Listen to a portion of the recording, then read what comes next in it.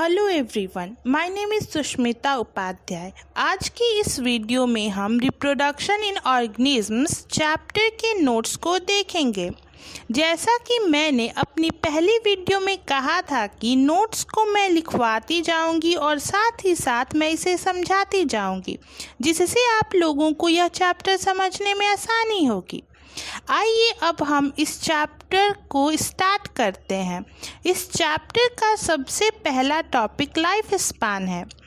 किसी भी ऑर्गेनिज्म के जन्म से उसकी नेचुरल डेथ के बीच तक के समय को हम लोग उस ऑर्गेनिज्म का लाइफ स्पैन कहते हैं। यहाँ नेचुरल डेथ कहने का मतलब है कि कोई ऑर्गेनिज्म जन्म लिया, बड़ा हुआ, फिर बूढ़ा हुआ और फिर बूढ़ा होके मर गया।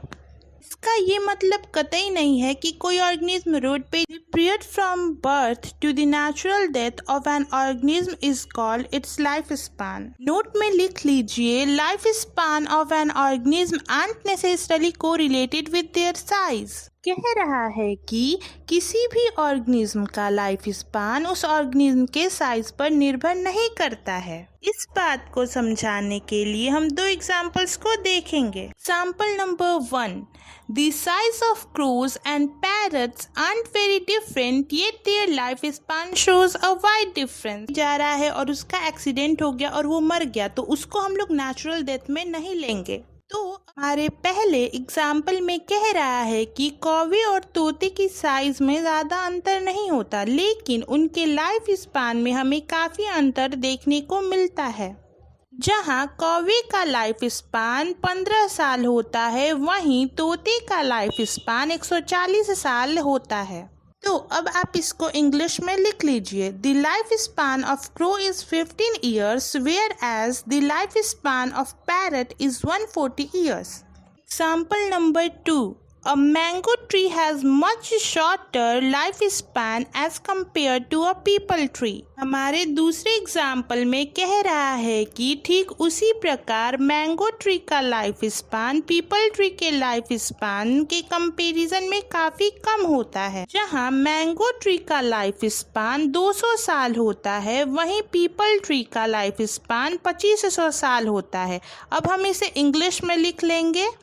The lifespan of mango tree is 200 years, whereas the lifespan of peepal tree is 2500 years। Note में लिख लीजिए, no individual is immortal except single celled organism। कह रहा है कि कोई भी जीव अमर नहीं होते सिवाय सिंगल सेल्ड ऑर्गेनिज्म्स के।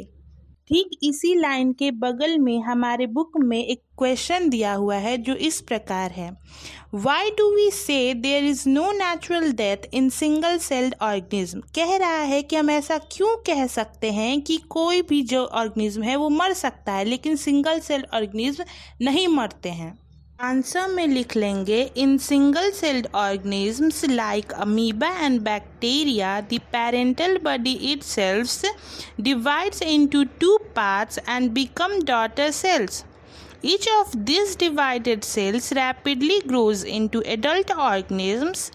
Therefore, the parent can't be said to have died, it continues living as daughter cells। कह रहा है कि सिंगल सेल्ड ऑर्गेनिज्म्स जैसे कि अमीबा और बैक्टीरिया के पेरेंट अपने बॉडी को 2 भागों में बांटकर डॉटर सेल्स में बदल जाते हैं। ये जितने भी बटे हुए सेल्स होते हैं वे तुरंत एडल्ट ऑर्गेनिज्म्स में ग्रो कर जाते हैं। इसलिए हम पेरेंट ऑर्गेनिज्म को मरा हुआ नहीं कह सकते, वह अपना जीवन पुनः डॉटर सेल्स के रूप में जारी रखते हैं। आज की इस वीडियो में बस इतना ही, तो मिलते हैं मेरे नेक्स्ट वीडियो में।